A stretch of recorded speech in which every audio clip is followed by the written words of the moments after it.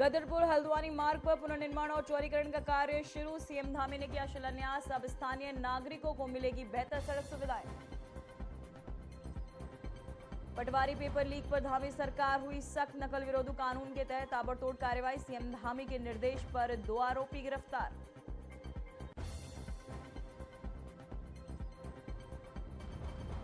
UK SSC paper leak कांड में बड़ी कार्रवाई। सेक्टर मजिस्ट्रेट समेत कई अफसर सस्पेंड। पेपर हल कर भेजने वाले प्रोफेसर सुमन निलंबित। हाईकोर्ट में रिटायर्ड जज की निगरानी में एसआईटी जांच। नकली करेंसी का बड़ा खुलासा। बनबसा पुलिस ने किया नकली करेंसी बनाने वाले गिरोह का खुलासा। छापेमारी के दौरान फर्जी नोट बनाने का मिशन सामान बरामद। महिला क्रिकेट वर्ल्ड कप 2025 का बजाव बिगुल। भारत और श्रीलंका करेंगे मेजबानी। 30 सितंबर से शुरू होगा महासंग्राम। 2 नवंबर को फाइनल मुकाबला।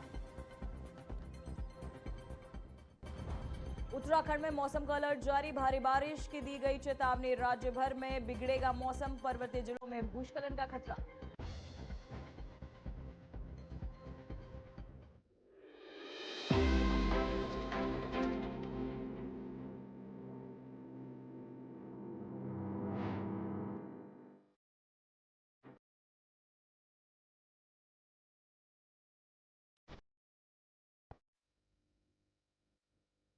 नमस्कार, मैं हूं पूजा सिंह और आप देख रहे हैं हमारा अपना उत्तराखंड का ये खास बुलेटिन। चलिए बुलेटिन की शुरुआत करेंगे उधम सिंह नगर जिले के विकास की दिशा के साथ, जिसमें सीएम पुष्कर सिंह धामी ने एक नया आयाम दिया। जी हां, मुख्यमंत्री धामी ने एक और महत्वपूर्ण कदम उठाते हुए गदरपुर, दिनेशपुर, मठकोटा, हल्द्वानी मोटर मार्ग के पुनर्निर्माण और मानू नगर मार्ग के चौड़ीकरण एवं सुंदरीकरण कार्य का शिलान्यास किया। इस परियोजना के तहत सड़क के पुनर्निर्माण और विस्तार से क्षेत्रीय आवागमन में सुविधा बढ़ेगी और स्थानीय नागरिकों को बेहतर सड़क सुविधाएं भी प्राप्त होंगी।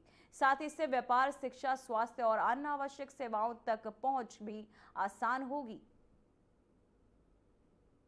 आज के कार्यक्रम में विशेष रूप से जिन्होंने इस सड़क के लिए लगातार भारत सरकार में और राज्य सरकार में हर स्थान पर इसके लिए पैरवी करी और लगातार माननीय गडकरी जी ने जब अपनी प्राथमिकताएं उनसे पूछी तो उन्होंने पहले नंबर पर गदरपुर मठकोटा मार्ग की अपनी प्राथमिकताओं में उसको रखा। शिलान्यास के अवसर पर आप सबके बीच में आज जिनके विशेष प्रयासों से सड़क का आज शिलान्यास यहाँ पर हो रहा है, ऐसे हमारे नैनीताल उधम सिंह नगर लोकसभा के लोकप्रिय सांसद, भारत सरकार के पूर्व मंत्री, अनेक दायित्वों पर जिन्होंने काम किया है।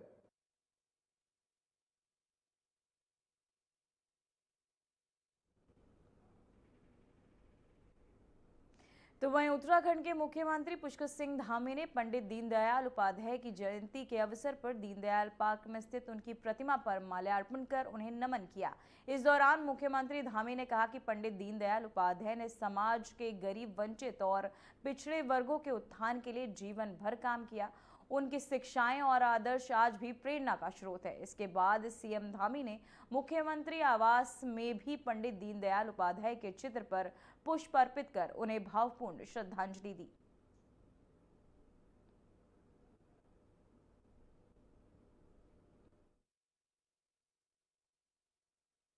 और शिक्षा व्यवस्था को और आधुनिक, व्यवहारिक और गुणवत्ता युक्त बनाने की दिशा में ऐसे ऐतिहासिक कदम उठाया। पंडित उपाध्याय जी की प्रेरणा और आदरणीय प्रधानमंत्री जी के मार्गदर्शन में हमारी सरकार भी, जिसके बारे में अभी शिक्षा मंत्री जी ने बहुत विस्तार से बताया कि शिक्षा में नवाचार, डिजिटल लर्निंग, भारतीय मूल्यों पर आधारित शिक्षा व्यवस्था को और सशक्त बनाने के लिए संकल्पबद्ध होकर काम कर रही है। शिक्षा के महत्व को ध्यान में रखते हुए हमारी सरकार ने देश में सर्वप्रथम नई शिक्षा नीति को लागू करने का कार्य किया है। हमने एक और जहां अपने शिक्षण संस्थानों में स्मार्ट क्लासरूम, डिजिटल लाइब्रेरी और ऑनलाइन लर्निंग प्लेटफॉर्म विकसित किए हैं, वहीं अब हम हमारी विरासत पुस्तक के माध्यम से कक्षा 6 से लेकर 8 तक के छात्रों को भारत की समृद्धि, लोक परंपराएं, देश और प्रदेश की महान विभूतियों से परिचित कराने का भी कार्य कर रहे हैं। तो वहीं खबर देहरादून से, जहां प्रदेश में स्वदेशी अपनाने और जीएसटी की नई दरों को लेकर जन जागरूकता अभियान चलाया गया, जिसमें स्थानीय बाजारों में जनसंपर्क कार्यक्रम के जरिए जनता को नवीन दरों के लाभ के बारे में बताया गया। इसको लेकर मुख्यमंत्री पुष्कर सिंह धामी ने कहा कि 22 सितंबर से लागू दरों का सीधा फायदा जनता को मिल रहा है। उन्होंने बताया कि खाद्य सामग्री और रोजमर्रा की वस्तुएं सस्ती हुई है, जिससे आम लोगों को बचत हो रही है। मुख्यमंत्री ने इसे बचत उत्सव करार दिया और कहा कि इससे दुकानदारों की बिक्री में भी बढ़ी है। वहीं सीएम धामी ने इस फैसले के लिए प्रधानमंत्री नरेंद्र मोदी का आभार जताया।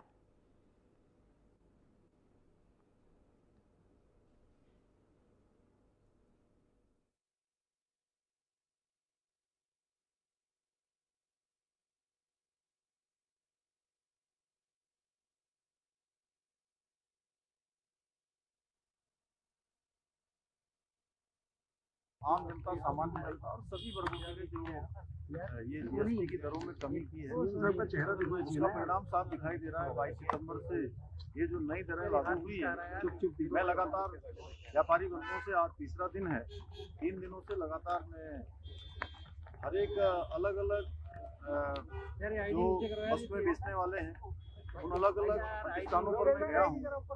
सभी ने मुझे बताया उनकी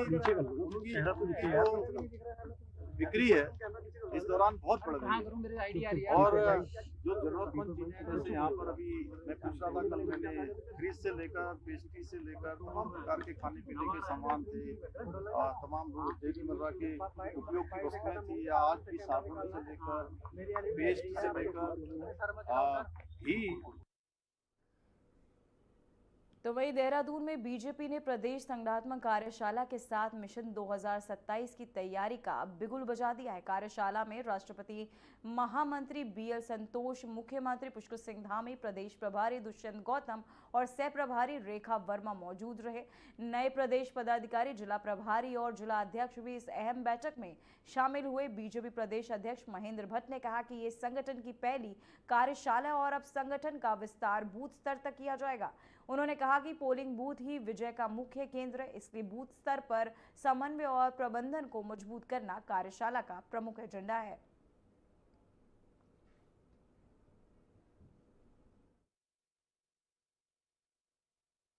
जितने भी लोग अभी प्रदेश की संगठनात्मक जो कार्यशाला है, उस कार्यशाला में प्रदेश के पदाधिकारी हैं, जिलों के अध्यक्ष हैं, महामंत्री हैं, प्रभारी हैं, जिलों के सह प्रभारी हैं, मोर्चे प्रकोष्ठों के सभी पदाधिकारी हैं। सारे लोग पहले से अनुभवी हैं और लंबे समय से पार्टी के लिए काम करते रहे हैं। और चूंकि नया दायित्व मिलने के बाद फिर से कार्यशाला हुई है और अब मिशन हमारा 2027 है, फिर 2029 है, उन सभी के लिए टीम काम करेगी। इस टीम के जिम्मे बड़ा दायित्व आया है, तो अभी नए जोश के साथ सब लगे, ऐसा आह्वान करने के लिए सभी कार्यकर्ता एकत्र। देखिए, हमारी संगठन की प्रथम कार्यशाला है। अभी हमारे संगठन का विस्तार मंडल स्तर से नीचे बूथ स्तर तक जाना है। बूथ स्तर तक हम किस प्रकार संगठन का विस्तार कर सकते हैं, सारे विषय की रणनीति इस बैठक में बना रहे हैं, क्योंकि हमारा मुख्य केंद्र पोलिंग बूथ ही होता है। बूथ पर भारतीय जनता पार्टी की विजय हो और बूथ हम जीते, उसके लिए कार्यकर्ताओं का समन्वय स्थापित करना इस कार्यशाला का एजेंडे में है। इसके साथ साथ बड़ी संख्या में, क्योंकि पंचायत का चुनाव हो, नगर निगम का चुनाव हो, अनेकों महापौर से लेकर पार्षद से लेकर जिला परिषद, ब्लॉक प्रमुख, बीडीसी मेंबर, इन सबको भी हम अपने बूथ के प्रबंधन कार्य में लगाएंगे। इस रचना को हमने जुड़ा है और 2027 में पुनः ट्रिपल इंजन की सरकार उत्तराखंड में बने, उसके लिए कार्यकर्ताओं से रात दिन मेहनत के साथ और केंद्र और प्रदेश सरकार की योजनाओं को घर घर तक, गाँव गाँव तक कार्य योजना पर हम चर्चा।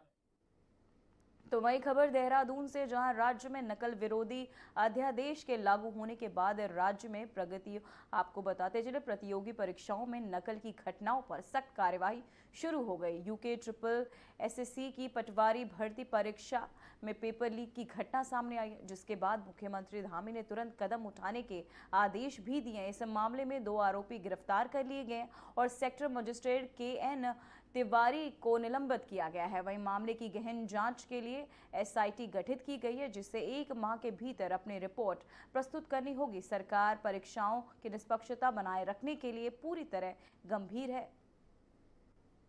4 वर्षों में हमने 25,000 नियुक्तियां पारदर्शी और निष्पक्ष तरीके से संपन्न की है। उसी का परिणाम है कि आज 25,000 अभी तक नियुक्तियां संपन्न हो चुकी हैं और एक में भी किसी में भी कोई ऐसा प्रकरण नहीं आया जिसमें कहीं पर नकल की गई हो, कहीं पर पारदर्शिता न अपनाई गई हो। और एक प्रकरण जो सामने आया है उसमें प्रथम दृष्टया जिन जिन को भी जो भी आरोपी थे उनके खिलाफ कार्रवाई हुई है, उनको पकड़ लिया गया है और उसमें सघन जांच चल रही है। तो वहीं पुलिस ने पेपर लीक मामले में मास्टरमाइंड उमर खालिद और उसकी बहन को गिरफ्तार कर लिया, जबकि अन्य लोगों की धरपकड़ जारी। वहीं बेरोजगार युवा सड़कों पर संघर्षरत है। बेरोजगार संगठन का कहना है कि जब तक ये पेपर निरस्त नहीं हो जाता तब तक उनका धरना खत्म नहीं होगा। वहीं इस मामले को लेकर उत्तराखंड के मुख्यमंत्री पुष्कर सिंह धामी ने कहा कि युवाओं के साथ खिलवाड़ करने वाले किसी भी व्यक्ति को बर्दाश्त नहीं किया जाएगा। इससे पहले भी नकल प्रकरण में 100 से ज्यादा लोग सलाखों के पीछे गए हैं। इस मामले में भी जो दोषी होगा उस पर कठोर कार्यवाही की जाएगी।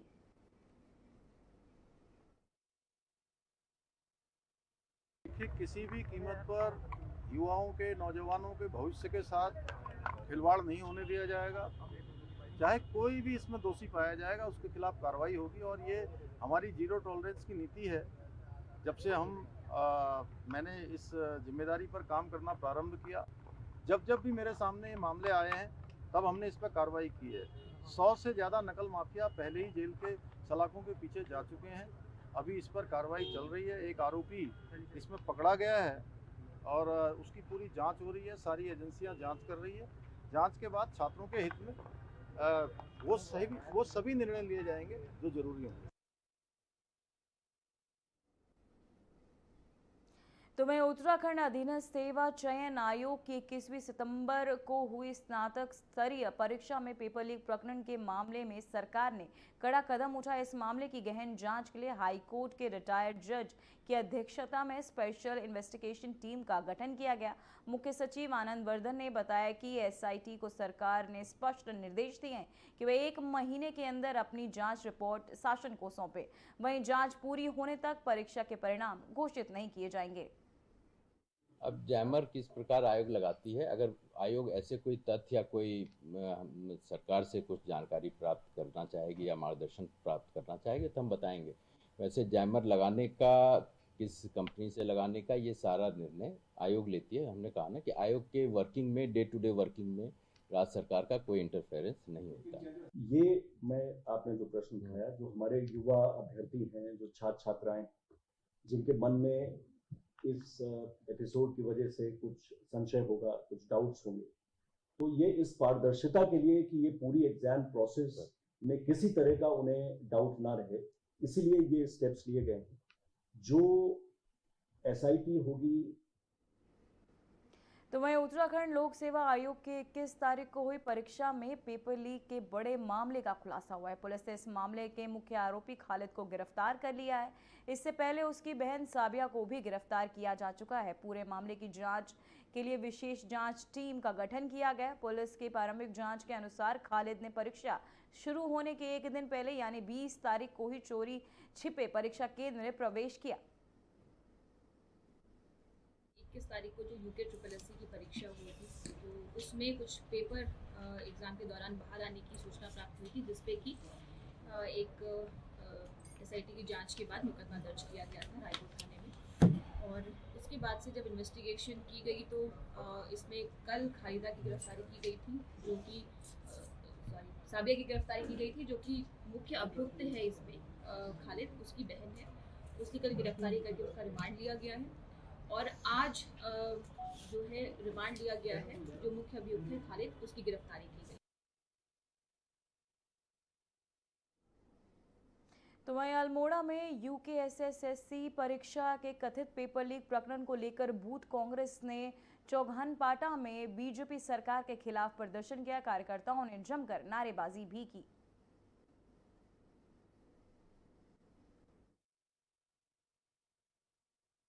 अल्मोड़ा यूथ कांग्रेस द्वारा मुख्यमंत्री का पुतला फूका गया है। उत्तराखंड के मुख्यमंत्री का पुतला फूका गया है। ये पेपर लीक घोटाले के विरोध में फूका गया है। 5 बार घोटाले हो चुके हैं, 5 बार पेपर लीक हो चुका है। 2016, 2018, 2021, 2023, 2025, 21 सितंबर 2025 को 5वीं बार घोटाला हुआ है। और तो 2023 में जब 4 बार घोटाले हो चुके थे, जब 4 बार लीक हो चुका था, जब 4 बार चोरी हो चुका था ये पेपर, तो उसके बाद इनके द्वारा एक कानून बनाया गया, नकल विरोधी कानून। उसके बाद भी आज इनकी नाक के नीचे ये काम हो रहे हैं, ये चोरी हो रही है, ये पेपर चोरी हो रही है। तो वहीं हरिद्वार के आदर्श बाल इंटर कॉलेज से 21 सितंबर को सामने आए यूकेएसएससी पेपर लीक मामले में प्रशासन ने बड़ी कार्यवाही की है। हरिद्वार में तैनात सेक्टर मजिस्ट्रेट KN तिवारी को सरकार ने सस्पेंड कर दिया। इसके अलावा टिहरी के अगरोड़ा कॉलेज में असिस्टेंट प्रोफेसर सुमन को भी पेपर हल कर भेजने में शामिल पाए जाने के कारण निलंबित किया गया है।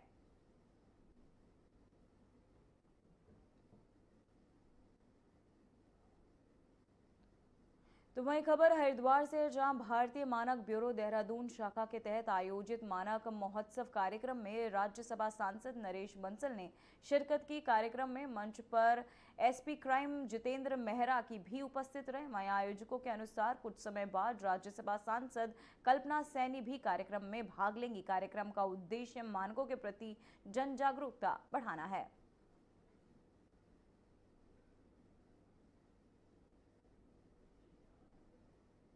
तो वहीं सोशल मीडिया पर तमंचा दिखाकर रील बनाने वाला एक युवक अब पुलिस की पकड़ में है। युवक के तहत बनाई गई वीडियो वायरल होते ही श्यामपुर पुलिस ने तत्परता दिखाते हुए कुछ ही घंटों में उसे तमंचे के साथ गिरफ्तार कर लिया। वहीं श्यामपुर पुलिस ने बताया कि युवक के खिलाफ संबंधित धाराओं के तहत मामला दर्ज कर आगे की जांच शुरू कर दी गई है।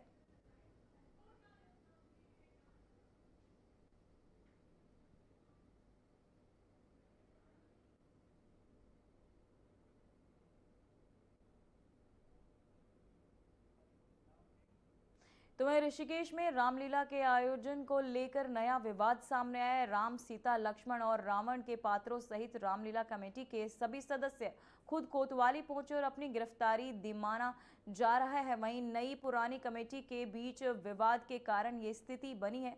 खास बात यह है कि पुरानी कमेटी के सदस्य पांडे जी ने इस मामले में कोई नरमी नहीं दिखाई। विवाद के कारण इस बार रामलीला का आयोजन भी प्रभावित हुआ। इस मामले में दोनों पक्षों के खिलाफ मुकदमा दर्ज कर लिया गया है, जिससे क्षेत्र में तनाव का माहौल बना हुआ है।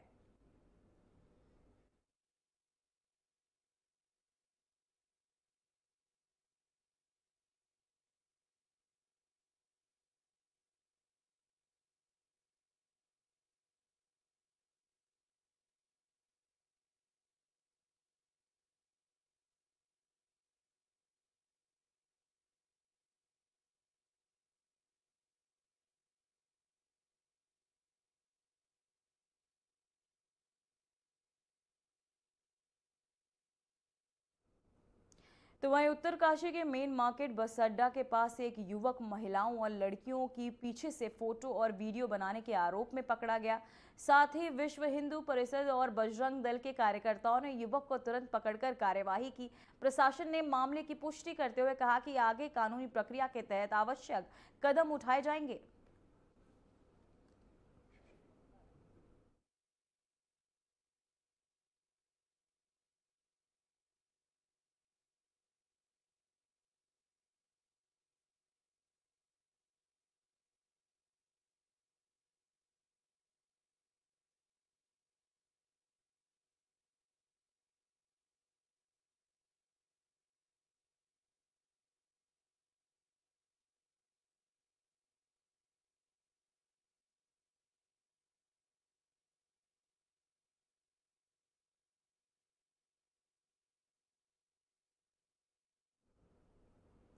तो वहीं थाना बनबसा पुलिस ने चेकिंग के दौरान एक व्यक्ति को नकली करेंसी के साथ गिरफ्तार किया। पूछताछ और तलाशी में उसके पास ठिकाने से नकली करेंसी निर्माण से जुड़ा सामान बरामद किया गया और पुलिस ने बताया कि इस कार्यवाही से नकली करेंसी के कारोबार को झटका लगा है।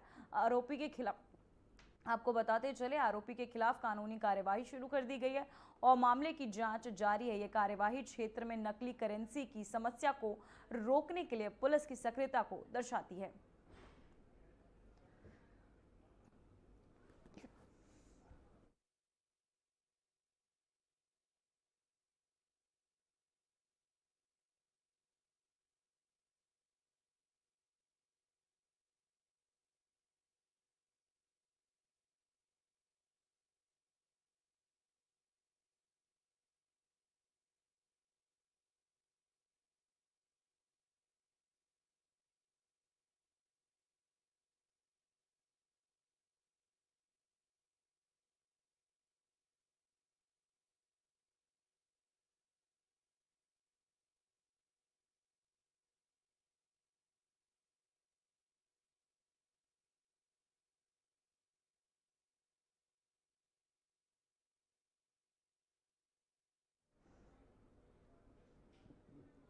तो वहीं हरिद्वार के ग्रामीण इलाकों धनपुरा और धिसुपुरा में काशीपुर जैसी साजिश रचने का प्रयास किया गया, लेकिन पुलिस की त्वरित कार्यवाही से स्थिति पर काबू पाया गया और योजना को पूरी तरह नाकाम कर दिया गया। प्रशासन ने इस सफलता को कानून व्यवस्था बनाए रखने में महत्वपूर्ण कदम बताया।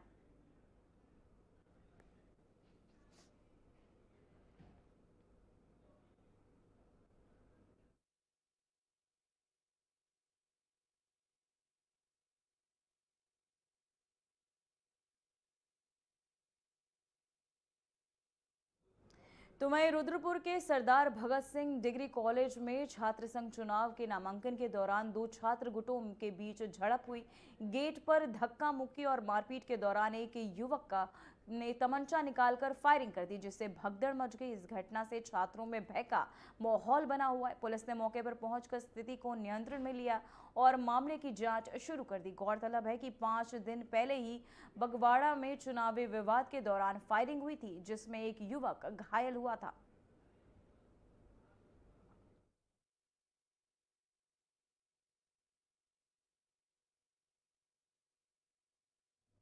तो वहीं जिला नियंत्रण कक्ष रुद्रप्रयाग से एसडीआरएफ टीम अगस्त मुनि को सूचना प्राप्त हुई कि उखीमठ क्षेत्रांत आपको बताते चले क्षेत्रांतर्गत मार्ग राउल लेक में एक महिला ने नदी में छलांग लगा दी। सूचना प्राप्त होते ही एसडीआरएफ टीम पोस्ट अगस्त मुनि के से ऊपर उप निरीक्षक हरीश बंगारी के नेतृत्व में रेस्क्यू टीम आवश्यक उपकरणों के साथ तत्काल घटनास्थल पर पहुंची।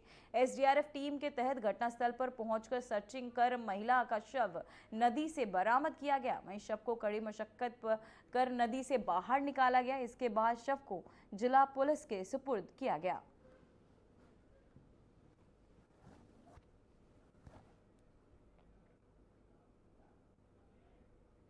तो वहीं मौसम विभाग ने 25 सितंबर 2025 के लिए उत्तराखंड राज्य में मौसम का पूर्वानुमान जारी किया है। राज्य के विभिन्न क्षेत्रों में बादल छाए रहेंगे और कुछ हिस्सों में हल्की से मध्य बारिश की संभावना है।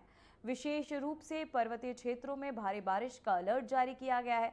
मौसम विभाग ने चेतावनी दी है कि आगामी 24 घंटों के दौरान नदी नालों में जल स्तर बढ़ सकता है, इसलिए ग्रामीण और नदी किनारे रहने वाले नागरिकों को सतर्क रहने की सलाह दी गई है। अधिकारियों ने लोगों से अपील की है कि अत्यधिक बारिश के दौरान खतरे वाले क्षेत्रों में न जाएं और अपने घरों और सुरक्षित स्थानों पर ही रहें। राज्य आपदा प्रबंधन विभाग की सतर्कता बनाए हुए है और सभी आवश्यक तैयारियां की जा रही हैं।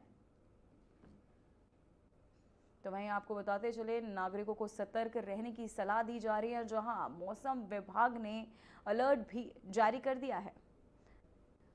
नदी नालों में के जल स्तर बढ़ता हुआ। फिलहाल बुलेटिन में बस इतना ही। मुझे दीजिए इजाजत। नमस्कार।